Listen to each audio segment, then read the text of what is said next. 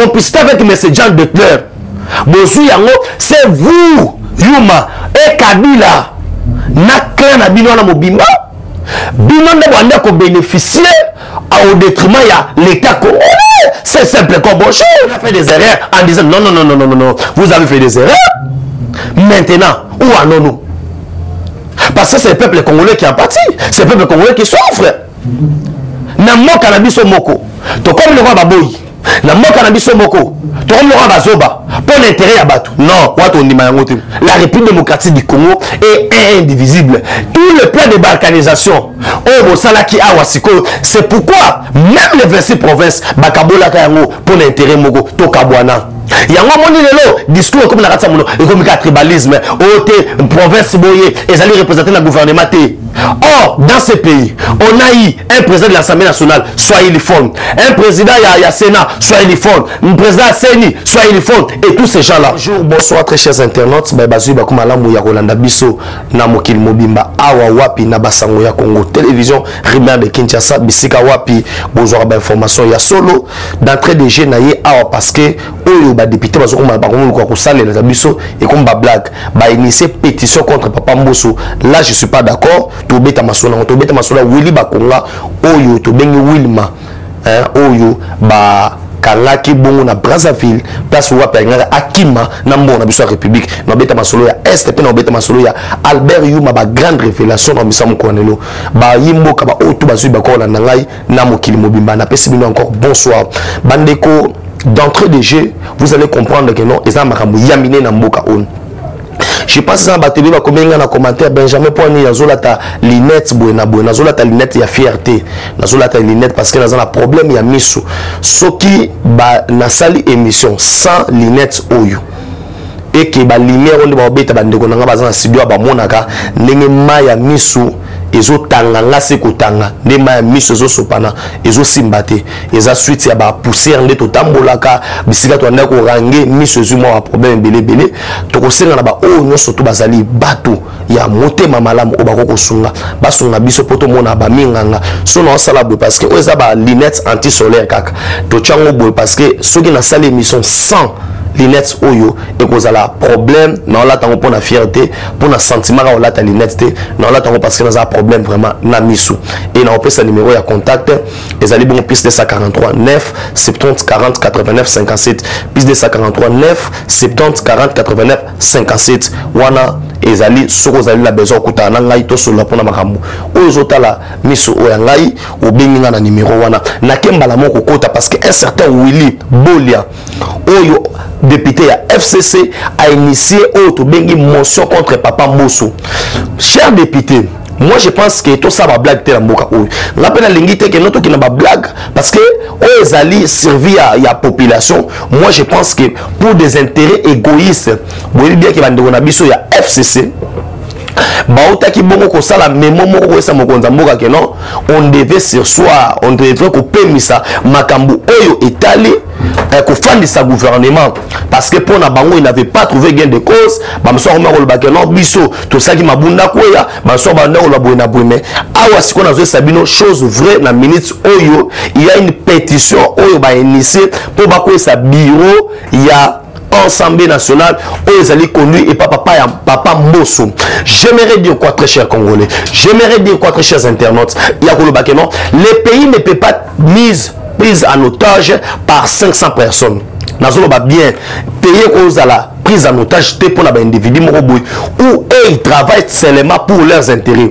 Quand vous initiez une motion à pour Mbosso, vous le reprochez de quoi? Parce que Mbosso a pointé du doigt. Bah, responsable de tuer na est que bazan niveau parlement parce que volonté oyo Kabila zaki on a battu na ye ba comprendre que non tous les lois oyo ils ont protégé les anciens présidents les anciens unitaires ba loi militaire et quoi yango moni sikoyo vous voulez initier auto bengi rapport de force. Mais je vous dis, cher messieurs, au un peuple congolais, liboso na yo. Mokonza Mboka, il peut prendre les responsabilités sur la monnaie non Assemblée nationale. Et comme il place Moro Bouye, oh, il faut créer un problème. Comment se fait-il? Aujourd'hui, c'est beaucoup de bureau Mbosso. Tout les cannabino awa. Pour installer le bureau sur l'Assemblée nationale, ça coûte au moins, c'est 12 millions de dollars. On va gaspiller encore 12 millions de dollars. Pour nous faire sa bureau à Sika. En l'autre temps, c'est le peuple qui en souffre. À Basel, comment sa bureau Assemblée nationale. Au moment où le peuple a c'est là que non, ben investir le gouvernement, bassa la bouille. On ne veut pas entrer dans ce jeu-là. On ne veut pas que bon et comme ceux qui peuvent n'engagner Moka et Zala Bisso, bas peuple congolais. J'aimerais que tout un chacun de nous se prendre en charge. Tous allons mobiliser pour nous non. On doit une fois mettre fin à ces histoires ici. Si l'Assemblée nationale, où est temple de démocratie, où est image à Moka, bakomi et comme bisika oyo, il faut amener kabal. Ah, on a joué Sabino. Il y a des signatures on va récolter déjà pour nous ça bureau Mbosso. Et nous comprenons que non, on veut aller dans un rapport de force. En l'autre temps, c'est le peuple congolais qui en souffre. En l'autre temps, la misère, à l'autre temps, la pauvreté, les gens veulent que plus les choses puissent aller dès l'avant. Et chaque jour, on doit toujours retourner au même député. On va dire que non, pour investir le gouvernement, on va faire 50 000 dollars. Aujourd'hui, ça va 50 000 dollars. Aujourd'hui, et comme ma kambouya que non, balouke la bango le sous, balouka kokwe sa bureau ya ah, Papa Mbosso, pétition oyo bazo initié pour na Papa Mbosso à Kweya. Qu'est-ce que vous reprochez de Mbosso? Rien de grave. Parce que Mbosso devait faire aux alliés volonté Yamutu. Autre Joseph Kabila, na Batuna Bazapemeni et d'autres gens au Bazali contentés. Pourquoi les gens ne sont pas contents au sein de l'hémicycle? C'est parce que le plus grand problème c'est que non, Mbosso Asimbi, Bisika Basimbakate. Bisika Basimbakate c'est quoi? Et ça question il y a est. Quand Mbosso est parti dire que non, Oyo, Bayebike, Bazana Katsa, groupes armés, députés sont impliqués. Jama Kaboun parle au Bakiango, il y a que non, il n'y aura pas d'esquisse. Mais messieurs, est-ce que vous comprenez que non, on ne peut pas rester dans un pays où Bandegonabiso Bazo Koufa, où Bandegonabiso Bazo Kende, à l'entretemps, Bino soi-disant député. Et messieurs, ne croyez pas que non, vous êtes au-dessus, il y a 80 millions d'habitants. Non. Si on vous a donné confiance, les autres même sont nommés. Les autres même, Batikala ko postulé, se retrouvent comme député. Et vous vous mettez à organiser des cabales. Pour la Koluka, pour perturber, autre plan de développement, plan de relance, la République. La République démocratique du Congo a des priorités. Est-ce que la priorité de la démocratie du Congo en ce moment, ils ont quoi ça bureau Mbosso?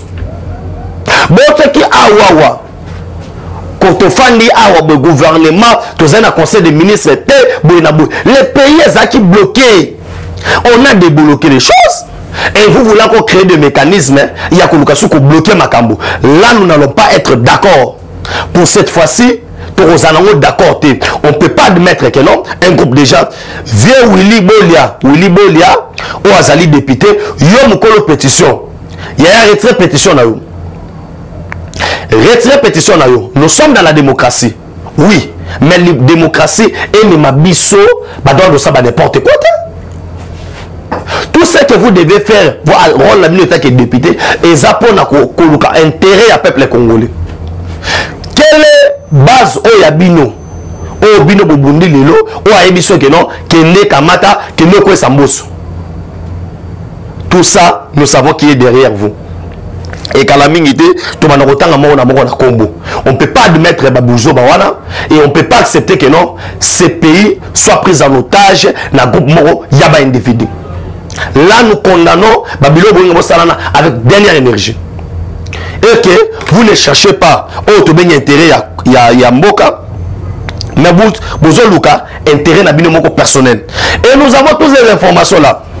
Que non, Batozo a basculé, majorité et tout consort. Mais ça, si vous osez faire votre plan, le chef de l'État n'aura pas d'autre choix, c'est de dissoudre cette assemblée nationale parce que le peuple est comme un enfant et chaque jour quand il y a des lois qu'on doit voter, il y a des lois et ça qui est anticonstitutionnel, il y a beaucoup de propositions de lois il faut qu'il y ait des bossos l'assemblée nationale tout ça parce que vous recherchez les billets de banque. Tout ça parce que vous recherchez les billets de banque. Vous téléchargez votre motion, ça c'est bien et bien que non, beaucoup de peuple congolais, et nous n'allons pas accepter. Nous n'allons pas accepter. Je dis bien que nous disons à tam kolomo côté. N'a qu'un deuxième sujet là. Willy Bakonga Wilma. Batie Maboko. Abimi Congo a commis un niveau. Il y a Air France. Air France, vous comprenez ce que politique est déterminée. Awa nazo Sabino, Willy Bakonga, Moyibi. Je dis bien Moyibi, je pèse bien mon mot.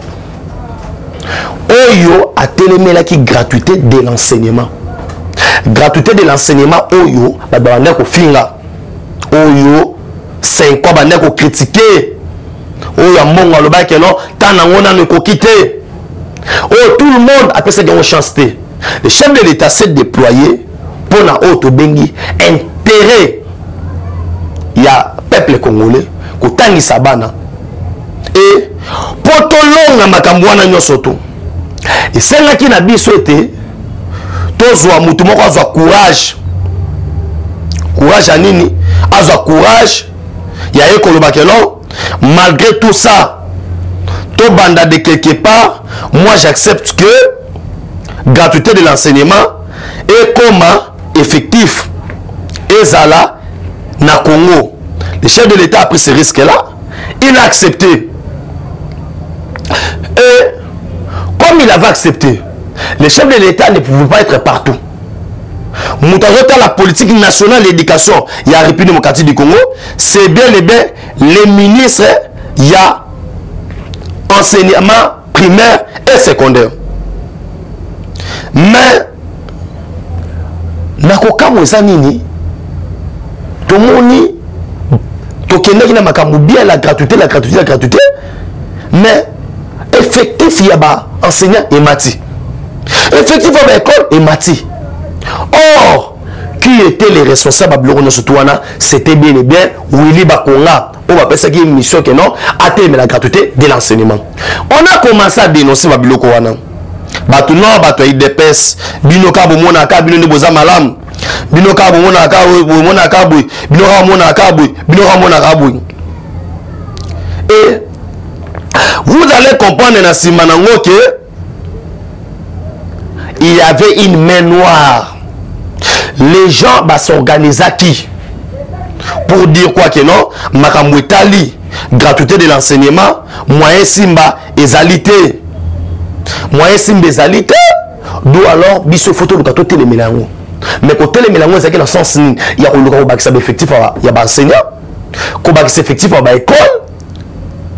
Pour tant monde ezali koya. Sikoyo quand on m'a dit que Willy Bakonga Ibi Awa, les autres nous demandaient à Ibi, place à Ibeli, Boenaboy, Bino ba combattre IDPS, Bozalaka Bongo, Boenaboy.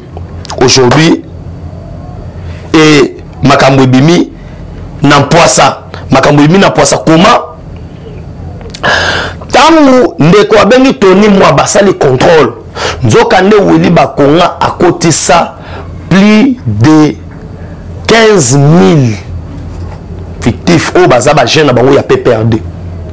Comme il sait que non, le gouvernement a changé. Il y a comme ministre à cause de la wana pour na kobisa ba prévenir surtout. Ndo Mosco yo Willy Bakonga Wilma tango yoki que non, il faut qu'il nous comparaître à Kei papa à Kimi Brazzaville. Na Brazzaville pe batie maboko tozo senga extradition au pays pour na Willy Bakonga à répondre na auto bengi ba grief oyo ba porter sérieux Willy Bakonga atie Dirkaba ndeko na ye. Chargé à relation ndeko na ye. Parsec ndeko na ye. Na kati ya cabinet bandeko na bandeko na bana na ye na banani na banani na banani. Wana ko toza na ngo débat na bisoté. Mais notre problème awa ezali ko se situer na problème on a outi ko sabino awa ke mbongo ya mboka mutako sakana na ngote. Voilà encore difficulté à service de sécurité na biso. Comment quelqu'un akobima na mbokwa abimika abo mutwaduluka mutwaza na justice batika bima bandeko na ngai, c'est incroyable. Dans d'autres cieux, ceux qui bakangé na mambo ba deniers publics, détournement de deniers publics, ba ko singa ba pendre yo. Et c'est une politique qui a pendezo na RDC pour na batutu bazo yiba le meilleur l'argent de la République. Et cet argent là qui appartient à tout le monde. Imaginez-vous Amalemba Nkulu na Kinabwanga na Miabinga na Jika Chopo Ituri Beni Massissi, les enfants étudient même à Sol. Mais en l'entretemps, l'argent qui est destiné pour les frais de fonctionnement, Bakonga Andeni nango. Mbongo est destiné à un vrai enseignant. Et pourtant, mon bimi. Wana nyoso tu wana politique wana nyoso tu wana ezalaki le lobo ndemi biso. Les parlementaires debout, balobara biloko sangatina boina botala la vérité bimi. Na seulement le côté à canon sincère. Na saki bino ke bakomi kokosa au ministre boza rwandais, ministre boza boina boina pour ba yebi ke ce gouvernement ezali gouvernement o ekoya ko révéler ba vérité. Na domaine d'enseignement au moins que tant maître tenu moi bazu yango beaucoup kuta toko kamwa ba révélation awa bakangi numéro 1 psychopé bakangi secrétaire général et enseignement bakena baona makala batindi batu musu basala auto bengi enquête na enquête pamba il y a une semaine bakuti keno 1464 écoles fictives.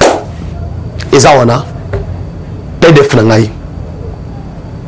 On a posé, on a témé, on a témé. On a PDF. Vous allez comprendre que non, Batouba Fandi wana, Pona Bango, il faut kaka, gratuité simbate, soit gratuité simbite, et ça pour Annie, pour Batba Finga Mokonza Moka. Maintenant, tous ces prophètes de malheur, tous ces journalistes qui disaient 8 jours, la gratuité de l'enseignement, et ils sont où pour parler? Baza Wapilelo. Le silence radio. À partir, il y a Nini. France 24. Nazo peut savoir cette information que non. Willy Bakonga ou Mokamate. On doit qui m'a mon RDC. Yaya. Mbongo makila bato. Mbongo domone la rapasi. Je demande aux autorités na biso kakande bosaki bossa l'accord le plus longtemps vite possible to sengana o to bengi Congo Brazzaville azongisa biso Willy Bakonga il faut samba et to koyebele audience à la publique audience à la télévisée la télévision mon frère quand tout le monde a vital caméra quand tout le monde a battu ses copains ou les Bakongo faut samba na yedi ke baza singa matembele premier ministre ozanga wana te ancien ministre finance ozanga wana te pour le rasibino ke non makamunde to kene nango ezali mabe makasi il faut auto bengi Willy Bakonga Wilma batie maboko et toyeba ndenge makamungo so kende na koti na deuxième sujet troisième sujet na ngai j'allais dire makambu etali Albert Yuma des grandes révélations Yuma comment on a congolais ba Yuma te comment déjà Yuma oui moment so toi ba Yuma te comment dans notre propre pays les gens peuvent venir sans argent ba na mbongo te bokamati ba carré mini bo pesi bango ba kende ko hypothéquer on a ba banque étrangère vous prenez les gens pour les cons mais sont quoi ça banane. Dites bien les bien que vous avez pris les carrés miniers. en complicité avec M. Jean Declerc. Bosu yango, c'est vous, Yuma et Kabila, na clan na bino na mobimba. Bino ne bande ko bénéficier au détriment de l'État congolais. C'est simple comme bonjour. Comment on peut conclure un contrat avec quelqu'un qui n'a pas l'argent, qui vous donne absolument rien, et vous nous dites que non, bayaki, bazoué, hypothéqué, c'est de n'importe quoi. On n'est pas des fous, messieurs. C'est simple. Mais il y a un documentaire ici où l'homme blanc démontre comment les richesses sont pillées. Et aujourd'hui, en faisant ça, vous croyez que vous excusez? Non. Mais par contre, on sait tout. Nous savons tout qui s'est fait dans ces pays. J'aimerais au chef de l'État, j'aimerais dire au chef de l'État et au nouveau ministre, au ministre des Mines, à l'Assemblée nationale et tout. Il n'y a pas de contrat. Ces gens-là, ils nous ont volé pendant 20 ans. Ils ne méritent, ils doivent partir. On doit changer ces contrats-là. Quand on disait le contrat Léoné et tout consort, les gens disaient que c'est du mensonge. Kabila avait essayé gagnant. Aujourd'hui, voici la réalité. Hein? Et on se cache les histoires. Si Kabila est parti au Katanga, c'était enfin, il y a qu'à gérer la situation où on a le il y a un intérêt dans la mine. Il y a un intérêt dans la mine. Et il a fait ça avec la complicité de plusieurs compatriotes congolais. Nous le savons. Mais nous nous prenons à faire des erreurs en disant non, vous avez fait des erreurs. Maintenant, où allons-nous? Parce que c'est le peuple congolais qui est en partie. C'est le peuple congolais qui souffre. Namo cannabis au moko. To comme le roi Baboui.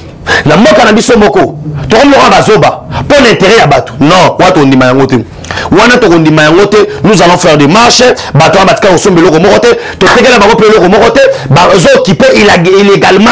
Mabelo yabiso Congo. Congolien totila. Maintenant Batou en Oganga lelo. Vous voyez maintenant les preuves que Kabila n'est pas congolais. Parce qu'un Congolais peut signer ce genre de contrat. Comment Congo, pays souverain, dont il ne décide rien de ses ressources naturelles, et comme on est hypothéqué chez les banques, et les... non. T'es ferme, KCC. Toutes ces histoires-là, ils ont envoyé à Dan Declerc. Et Dan Declerc, il a été récompensé pour la loi à musée. Et toi, nous n'allons pas accepter. Il y a des documentaires autour dans YouTube. Et pas ça. Parce que tout faut la vérité. C'est ça même, source, il y a des guerres, est source, il y a des tueries. C'est à cause de nos ressources naturelles. Si nous avons fait Fati, c'était pour Anini. Non! Il y a des problèmes de fond. Oyo, Batu, Oyo, Lelo, Oyo, Maza, patron de patron. C'est comme ça qu'on l'appelle. Est-ce que Yuma peut nous donner des leçons? Yuma cause dans la compassion au peuple congolais. Pendant 18 ans, Mamoto est battu comment? Parce qu'à comprendre que le régime est changé. Et qu'il va beaucoup. Mais messieurs, Tozali, je suis vraiment désolé. Il y a un monde qui, après normalement, dénonciation, il fallait que Congolais ne soient tous ici, Azadana méchant, Azala déjà moral, déjà parce que ça ne se fait pas. On le bélabiso clairement que non, Batouana Mbongote, Bazaki Minabiso, pour moi qui ne hypothéquer, n'a toi 10%. C'est du mensonge, nous ne pouvons pas Simawana. Nous ne pouvons pas Simawana, nous ne pouvons pas bénéficier de Makamwana. La situation à l'est de la République, nous compatissons avec nos frères au bazar de la République, tous en abîme ensemble. Tous en abîme Mawana Bino, et tous partageons ensemble. Mais dans l'Union, nous avons baboyé. Personne n'a encore poussé chef d'État à Kende Est pour Yémen Moutalobaki au moment convenable. Quand tous les précautions de sécurité qu'on soit, alors qu'il y a Est Moutabanga Est Sasaka. Mais en l'autre temps, qui tue à l'Est? Qui sont les auteurs de la guerre? Ce sont les Occidentaux. Ils ont Rwanda, pays limitrophe. Et on doit chercher des mécanismes. Une armée qui est infiltrée. Il y a tout à la base politique, il y a diabolisation. Nous savons bien les que nos frères souffrent. Et pour les autres comme ça, l'internet, les amis, on prend même les images Yakala. Bazongi Sangolelo, au moins Mutabengo Benjamin, Talana SN Bakati Mutumike Mike. Mais est-ce qu'il image Jozo Gisangaï, maman, nanga papa, nangaï? Et ça image à l'élo. Bazongi Misaba image au moment où Nathan ou Yakabila. nde bazo larguer na internet. Tout ça pour nous nuire image à Mokonzamboka. Nous n'allons pas accepter et nous n'allons pas céder. La République démocratique du Congo est indivisible. Tout le plan de balkanisation, c'est pourquoi même les 26 provinces, Bakabola Kayango, pour l'intérêt Mogo, Tokabwana. Yango moni lelo discours comme la ratsa mono et comme le tribalisme ote province boye et allez représenter le gouvernement. Or dans ce pays on a eu un président de l'Assemblée nationale soit uniforme, un président ya Sénat soit uniforme, un président Seni soit uniforme et tous ces gens là où on a tribalisme les a quittés. Les gens veulent faire voir que Fatine Moutaza tribal. Aujourd'hui on veut faire voir que non Fatine c'est le romoroté. Aussi il y a beaucoup des efforts. On a 14 à la fournée. Est-ce qu'il y a un temps Kabila? Tu as que non général Boulaza Rwandais. Tu as mais personne n'en parlait. Et aujourd'hui là, il y a des mécanismes. Quand vous avez vu que non l'ambassadeur des États-Unis avec qui est passé par là, pour qu'il nous capé, il se fait qui yango. Même na robo yango, Sarambouyi. Même na robo yango. Du sol tête fou moi Italie. Même na robo ya makambo que aujourd'hui la guerre à l'est et à cause il y a les accords de Limera.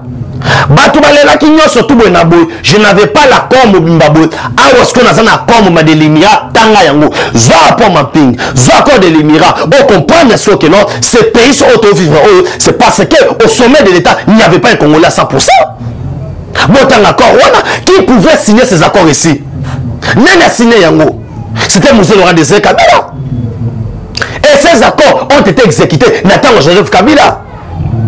Ce que nous subissons aujourd'hui, c'est parce que ce sommet est congolais.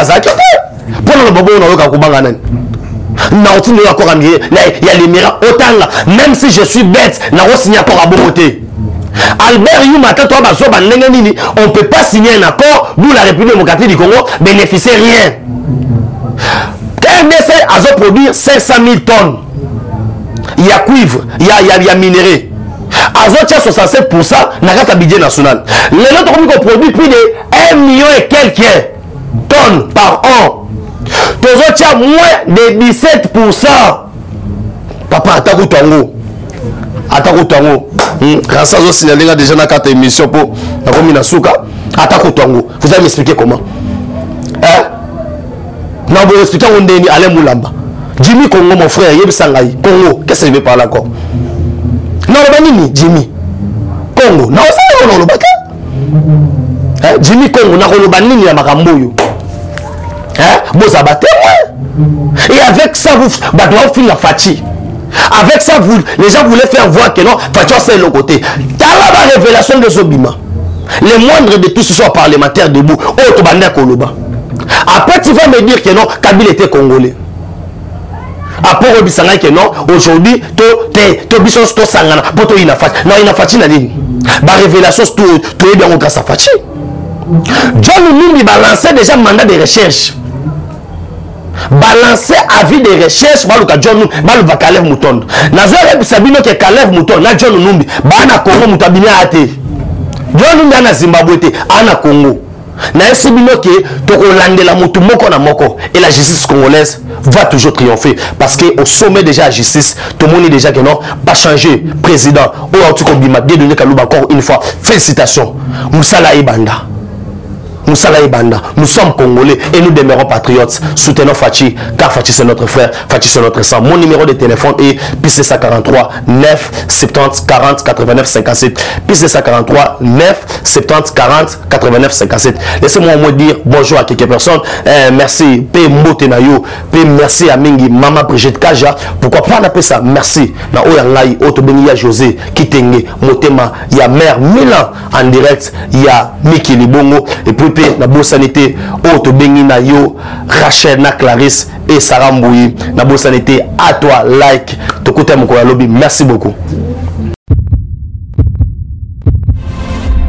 Eshima, votre magazine qui bat au rythme de l'actualité. Une réponse à vos besoins en information, un éclairage dans divers domaines. Impartial, documenté, instructif. Eshima au cœur de l'info. Retrouvez la nouvelle édition. Exclusivité. Estache Mouandi, ministre d'État, ministre des Ressources hydrauliques, relève le défi de la libéralisation du secteur de l'électricité. Des actions concrètes. Cap sur la libéralisation de l'électricité. Installation des mandataires ARE et Anser. Fonds Mwinda qui permettra de fournir de l'énergie électrique propre à 15 millions des Congolais. Signature contrat B-Box. Plusieurs protocoles d'accord signés dans le cadre de la mise en application de la loi sur l'électricité. Les avancées enregistrées dans les secteurs des ressources hydrauliques et électricité grâce à la vision du ministre d'État Eustache Mouandi représentent un acquis indispensable qui balise le chemin vers l'effectivité de l'amélioration du taux de desserte en eau potable et en électricité. Focus. Payer l'impôt est un devoir civique. Le directeur général de la DGI, Barnabé Mwakadi, sensibilise les assujettis. Dossier Eshima, les épidémies les plus dévastatrices de l'histoire. Nation, le ministre d'État Ribens Mikindo met en valeur les blocs pétroliers et gaziers de la RDC afin de transformer les potentialités en hydrocarbures en véritable richesse. Élection 2023, le compte à rebours de la Senco. À lire également les portraits de Kelly Kounté, journaliste chevronné. Économie, budget 2021, moins ambitieux, plus réaliste. Culture, les tabous de l'inceste. Retrouvez l'intégralité du magazine Eshima dans les kiosques. Eshima Magazine, un nouveau standard d'information.